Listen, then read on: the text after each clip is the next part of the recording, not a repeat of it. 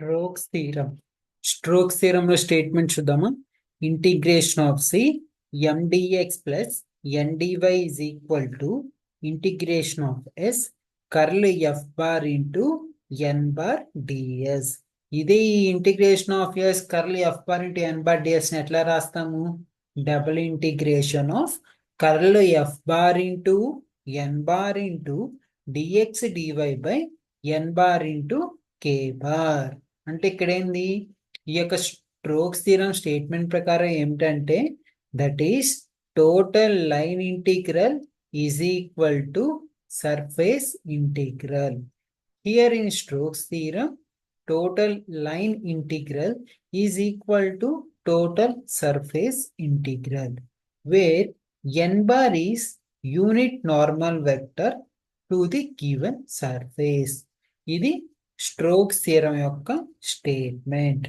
And guys, ఈ యొక్క strokes theorem యాక్చువల్గా ఈ యొక్క 3 థియరమ్స్ ఏవైతే ఉంటాయో ఈ 3 థియరం చాలా ఇంపార్టెంట్. కాకపోతే ఈ యొక్క 3 థియరమ్స్ మీద ప్రాబ్లమ్స్ కూడా చాలా కష్టంగా ఉంటాయి. అట్లీస్ట్ ఈ యొక్క ఇట్లాంటి ప్రాబ్లమ్స్ అడిగినప్పుడు అసలు ఏమి సాల్వ్ చేయక అసలు ఏమి అటెంప్ట్ చేయకపోతే మార్క్స్ పడవు. అట్లీస్ట్ కొంచెమైనా అటెంప్ట్ చేస్తే 8 మార్క్స్ ఆర్ 7 మార్కులకి అట్లీస్ట్ 3 ఆర్ 4 మార్క్స్ అనేవి పడతాయి. అంటే ఏంటి, ఎప్పుడు 3 ఆర్ 4 మార్క్స్ ఎప్పుడు పడతాయి?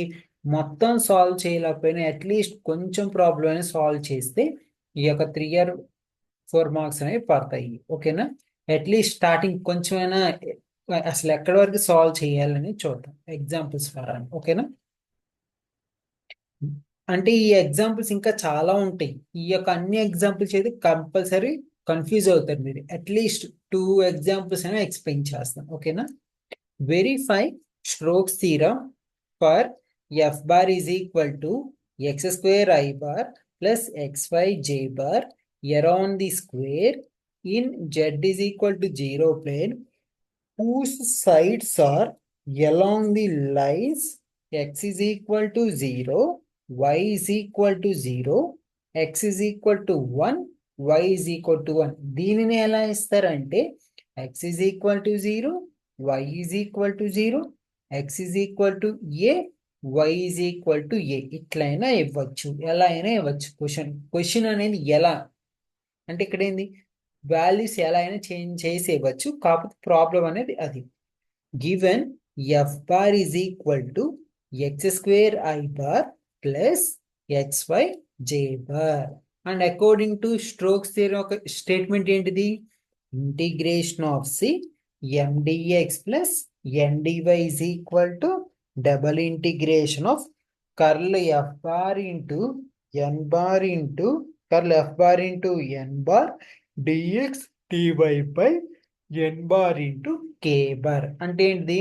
That is total line integral is equal to surface integral. Starting ఇచ్చినప్పుడు ఎఫ్ బార్ రాయాలి, తర్వాత స్ట్రోక్స్ థియరీ ఒక స్టేట్మెంట్ రాయాలి. రాసిన తర్వాత థర్డ్ స్టెప్ ఏం రాయాలి? To evaluate double integration of curl F bar into N bar dx dy by N bar into K bar అని రాయాలి. అండ్ ఫోర్త్ స్టెప్ వచ్చే లోపల కర్ల్ ఎఫ్ బార్ అనేది కనుక్కోవాలి. ఎలా కనుక్కోవాలి curl F bar? I bar J bar K bar rho by rho X rho by rho Y rho by rho Z. And ఇక్కడ I bar యొక్క వాల్యూ ఎంత? X square. I bar ముందు ఎంత అవుతుందో అంత రాస్తాం. ఐ బార్ ముందు ఎంత అయితే, ఐ బార్ ముందు ఎంత ఉంది? ఎక్స్ స్క్వేర్ ఉంది. అలానే జే బార్ ముందు xy అని ఉంది. అట్లానే కే బార్ ముందు అసలు ఏం లేదు కాబట్టి 0. ఓకేనా? ఇప్పుడు ఈ కర్లీ ఎఫ్ బార్ ఎలా కనుక్కోవాలంటే, ఇప్పుడు ఐ బార్ యొక్క రో కాలం క్లోజ్ చేస్తే రో బై రో బై ఆఫ్ 0 అంటే 0 minus rho by rho Z of xy.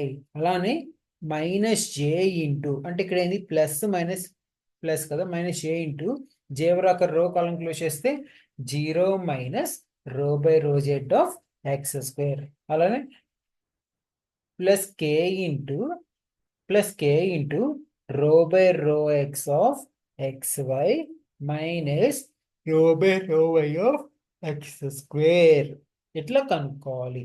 ఇక్కడ 0 మైనస్ xyని రో by rho Z of xy అంటే xyని పార్షియల్ డిఫరెన్షియేషన్ విత్ రెస్పెక్ట్ జెడ్తో చేస్తే 0.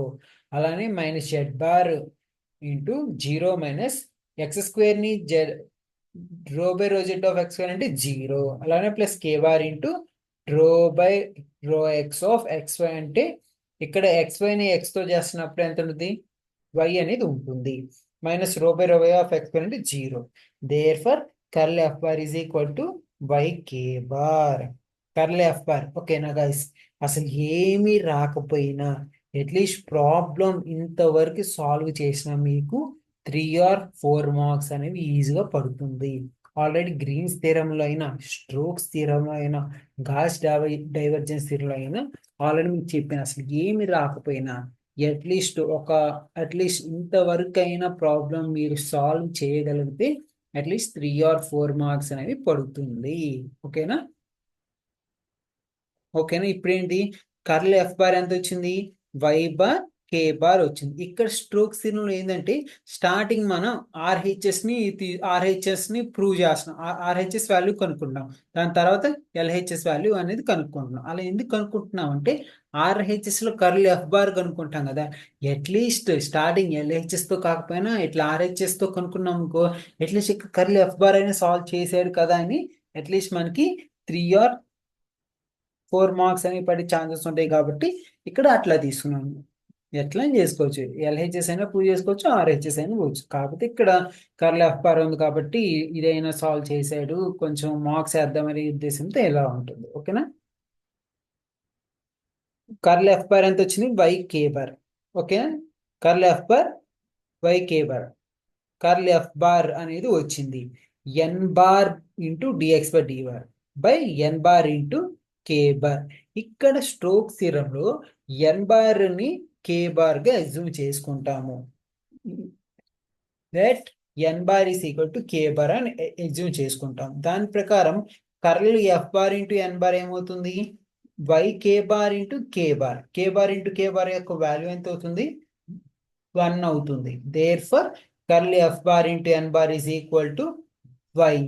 Curl F bar into N bar యొక్క వాల్యూ ఎంత వచ్చింది, వై వచ్చింది. Therefore double integration of curl F bar into N bar dx dy by K bar. ఎందుకు, N bar into K bar కాబట్టి N value ఎంత అనుకుంటున్నావు, K అనుకుంటున్నాం కదా, K bar into K bar యొక్క వాల్యూ ఎంత అవుతుంది, 1 అవుతుంది. అండ్ ఇక్కడ curl F bar into N bar యొక్క వాల్యూ ఎంత వచ్చింది, వై వచ్చింది. Y into dx dy by 1. Therefore double integration of Y dx. ఇక్కడ పాయింట్స్ ఆల్రెడీ ఇచ్చాడు, Y is equal to 0 to 1, X is equal to 0 to 1. ఎలా వచ్చినాయి ఈ యొక్క పాయింట్స్ అంటే ఆల్రెడీ ఇక్కడ ఇచ్చారు కదా మనకి, ఎక్స్ 0, ఎక్స్ 1, వై 0, వై 1. దాని ప్రకారం అలా ఇక్కడ ఒకవేళ వాల్యూ చేంజ్ చేసి ఇట్లా constants X is equal to 0 to A, Y is equal to 0 to A ఇట్లా తీసుకుందాం. ఓకేనా? అట్లా తీసుకుంటే ఇప్పుడు ఇంటిగ్రేషన్ ఆఫ్ వై అంటే వై స్క్వేర్ బై 2. ఇక్కడ 2 అనేది కాన్స్టెంట్, అప్పుడు వై బదులు ఒకసారి 1 ఒకసారి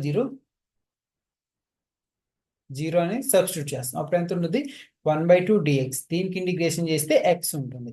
ఈ ఎక్స్ బదులు ఎక్స్ ప్లస్ లో ఒకసారి 1 ఒకసారి 0 సబ్స్టిట్యూట్ చేస్తే 1/2 ఉంటుంది. అంటే ఆర్హెచ్ఎస్ ఎంత వచ్చింది, ఆర్హెచ్ఎస్ అనేది 1/2 అనేది వచ్చింది. అలానే ఇప్పుడు ఎల్హెచ్ఎస్ రావాలంటే ఎల్హెచ్ఎస్కి ఏంటి formula, integration of C M dx plus N dy is equal to double integration of C X square dx plus XY dy. ఇక్కడ ఏమి ఇచ్చారు, ఇక్కడ ఎల్హెచ్ఎస్ ఫైండ్ అవుట్ చేస్తున్నప్పుడు ఎట్లా తీసుకోవాలంటే, ఇక్కడ ఎల్హెచ్ఎస్ ఫైండ్ అవుట్ చేస్తున్నప్పుడు ఎట్లా తీసుకోవాలంటే పాయింట్స్ మనం 0 to A, A to B, B to C and C to O. అంటే ఇక్కడ ఏంది, origin O to A, A to B, B to C and C to O. కాబట్టి ఇక్కడ ఏంది, ప్రతి ఒక్క దానికి లైన్ ఇంటిగ్రల్ అనేది కనుక్కోవాలి. ఎలా, line integral along OA. And guys అసలు ఈ యొక్క డయాగ్రామ్ ఎలా రాశానంటే అక్కడ స్టార్టింగ్ మనకి x is equal to 0, y is equal to 0. అసలు x is equal to 0, y equal to 0 ఎక్కడ ఉంటుంది మనకి ఆ యొక్క పాయింట్? ఎక్కడ ఉంటుంది ఆ యొక్క పాయింట్? మనకి ఆరిజిన్ లో ఉంటుంది. అలానే x is equal to 1, y is equal to 1 ఆ యొక్క పాయింట్ ఎక్కడ ఉంటుంది? ఇక్కడ ఉంటుంది. కాబట్టి ఇక్కడ తీసుకుంటాం. ఇలా తీసుకున్న తర్వాత ఏం చేసాము? అండ్ ఇక్కడ ఈ ఆరిజిన్ పాయింట్ వచ్చింది, బి పాయింట్ వచ్చింది. బట్ ఈ ఎలా వచ్చినాయి అంటే ఇక్కడ ఈ యొక్క ఎక్స్ యాక్సిస్ లో ఇక్కడ ఏంది అంటే ఈ యొక్క ఎక్స్ యాక్సిస్ లో X value 1, Y value 1, Y value 0 కాబట్టి దీన్ని ఏగా తీసుకుంటున్నాము.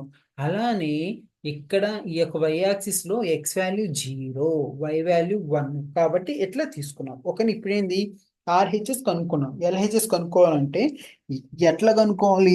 ఎల్హెచ్ఎస్ కనుక్కోవాలంటే ఈ యొక్క డయాగ్రామ్ డ్రా చేసిన తర్వాత 0 to A, A to B, B to C అని ఇట్లా అన్నీ కనుక్కొని అన్నీ యాడ్ చేస్తే ఆర్హెచ్ఎస్ అనేది వస్తుంది. ఎలా? ఒకసారి చూడండి, ఇక్కడ ఒకసారి చూడండి, లైన్ ఇంటిగ్రల్ అలాంగ్ ఓఏ కాబట్టి ఇక్కడ X is equal to 0 to 1, OA కాబట్టి ఆరిజిన్ ఓలో ఎక్స్ వాల్యూ 0, ఏలో ఎక్స్ వాల్యూ ఎంత ఉంది? 1 ఉంది. కాబట్టి X is equal to 0 to 1. And ఇక్కడ ఈ యొక్క ఏలో వై వాల్యూ 0 ఉంది కాబట్టి y ఈజ్ ఈక్వల్ టు 0. ఈ యొక్క y కి డిఫరెన్షియేట్ చేస్తే dy ఈజ్ ఈక్వల్ టు 0. దీని ప్రకారం integration of C X square dx plus xy dy. దీని ప్రకారం integration of 0 to 1 X square dx plus X into ఇక్కడ y యొక్క వాల్యూ 0 కాబట్టి ఈ యొక్క xy dy యొక్క వాల్యూ కూడా 0 అయిపోతుంది. ఇంటిగ్రేషన్ ఆఫ్ ఎక్స్ స్క్వేర్ అంటే x³/3. ఒకసారి x బదులు 1, ఇంకోసారి x బదులు 0 సబ్స్టిట్యూట్ చేస్తే మనకి లైన్ ఇంటిగ్రల్ అలాంగ్ ఓఏ అనేది 1/3 వస్తుంది. అలానే లైన్ ఇంటిగ్రల్ అలాంగ్ ఏబి అంటే ఇక్కడ మీరు చూసినట్టయితే ఏబిలో y యొక్క వాల్యూ 0 అండ్ ఇక్కడ y యొక్క వాల్యూ బిలో ఏలో y యొక్క వాల్యూ 0 అలానే బిలో y యొక్క వాల్యూ ఎంత? 1 కాబట్టి y is equal to 0 to 1. And ఇక్కడ బిలో x యొక్క వాల్యూ 1 కాబట్టి దానికి డిఫరెన్షియేట్ చేస్తే dx is equal to 0. Therefore L2 is equal to integration of C x² dx plus xy dy. దాని ప్రకారం ఇంటిగ్రేషన్ ఆఫ్ 0 టు 1 x బదులు 1 dx బదులు 0 కాబట్టి వాల్యూ మొత్తం 0 ప్లస్ x బదులు 1 x అంటే x బదులు 1 కాబట్టి 1 into y dy. Integration of y dy దీనికి ఏంటి ఫార్ములా? y²/2. y²/2 అంటే ఏంటి? ఒకసారి y బదులు 1 ఇంకోసారి 0 అని సబ్స్టిట్యూట్ చేస్తే L2 ఈజ్ ఈక్వల్ టు 1/2 వస్తుంది. అలానే line integral along BC consider చేయాలి. బీసీ కన్సిడర్ చేస్తున్నప్పుడు ఎక్కడి నుంచి ఎక్కడి వరకు? బీసీ కన్సిడర్ చేస్తున్నప్పుడు x is equal to 1 to 0. BC consider చేసినప్పుడు x is equal to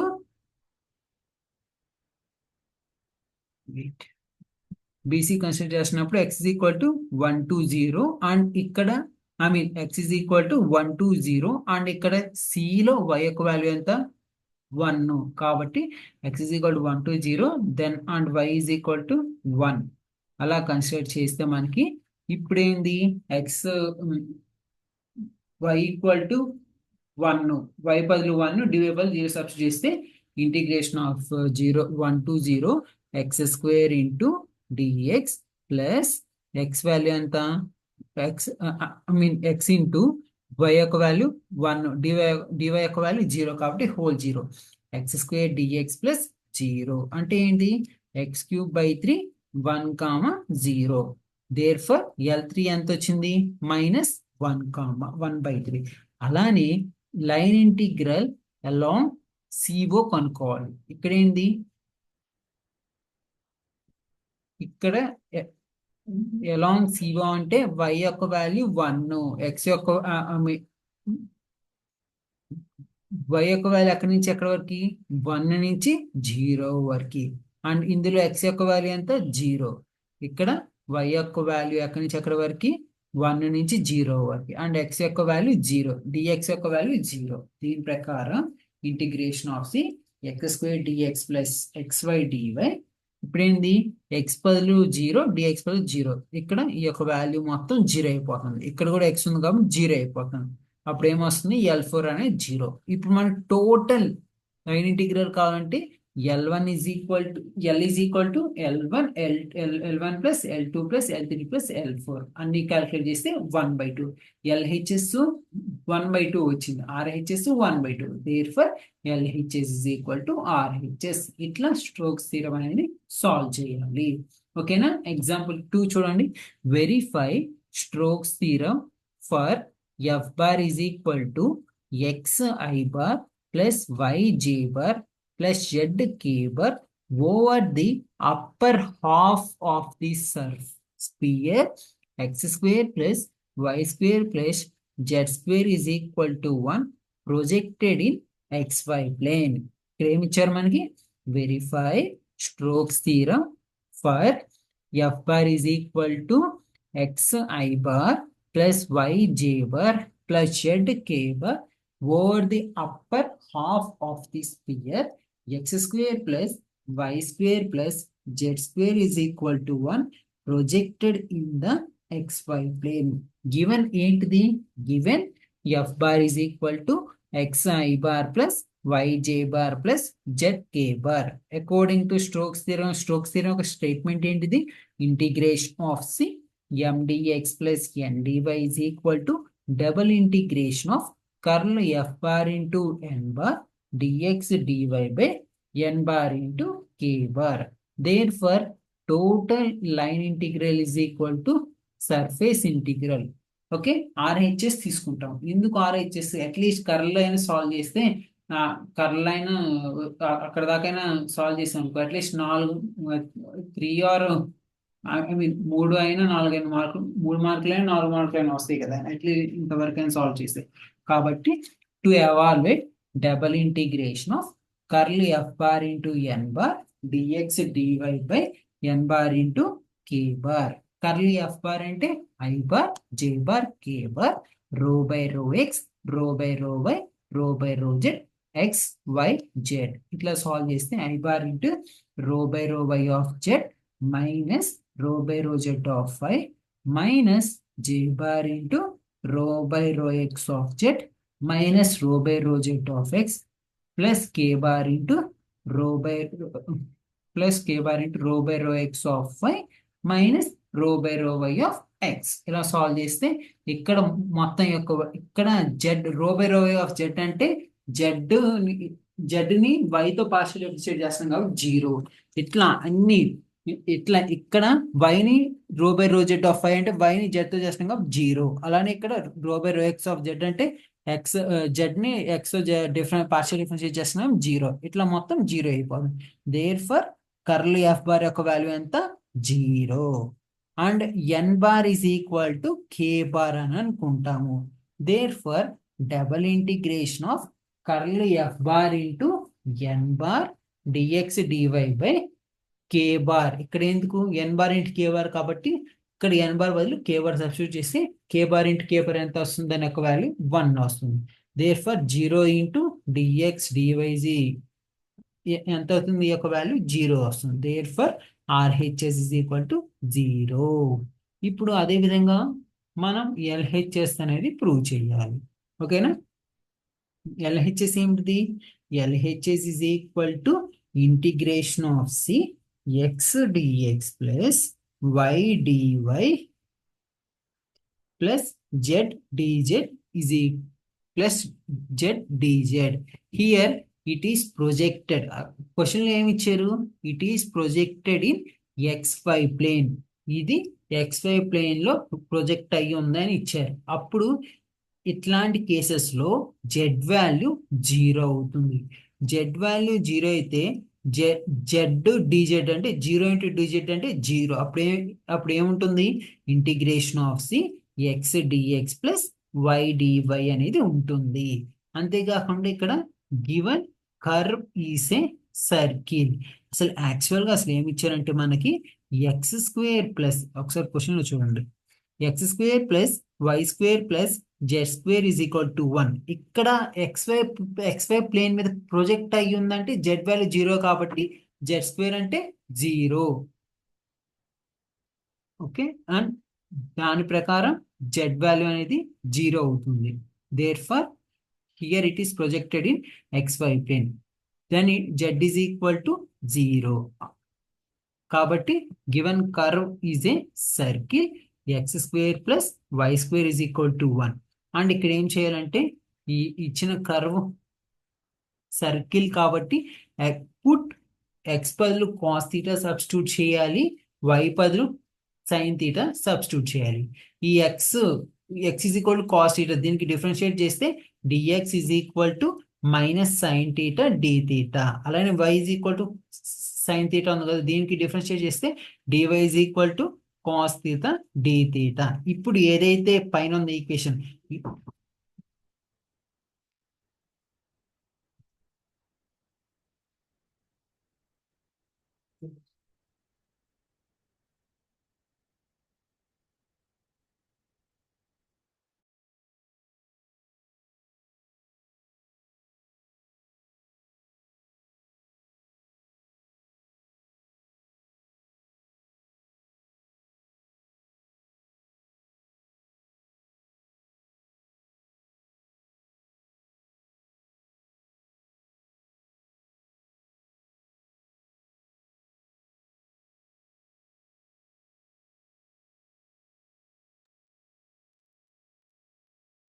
okay, ఇప్పుడు గివెన్ కర్వ్ ఈస్ ఏ,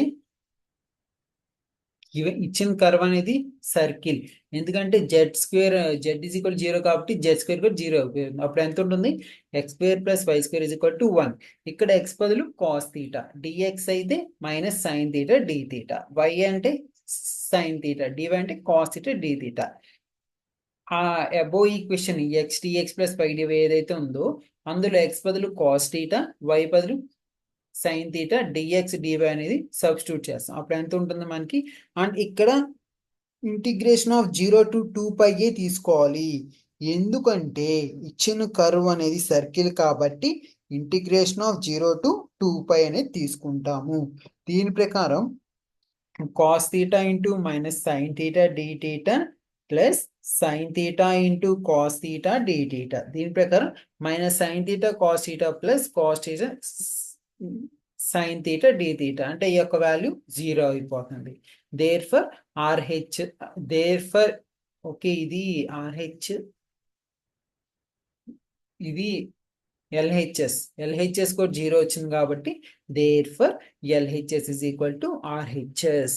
ఇక్కడ జెడ్ వాల్యూ 0, ఎందుకంటే ఇక్కడ ఏమి ఇచ్చారు మనకి, ప్రొజెక్టెడ్ ఇన్ XY ప్లేన్ ఇచ్చారు కాబట్టి జెడ్ వాల్యూని 0గా కన్సిడర్ చేస్తాం. అండ్ ఈ యొక్క స్పీడ్ లో కూడా జెడ్ స్క్వేర్ కూడా 0గా కన్సిడర్ చేస్తాం. అప్పుడు XY plus y square equal to 1 ఉంది.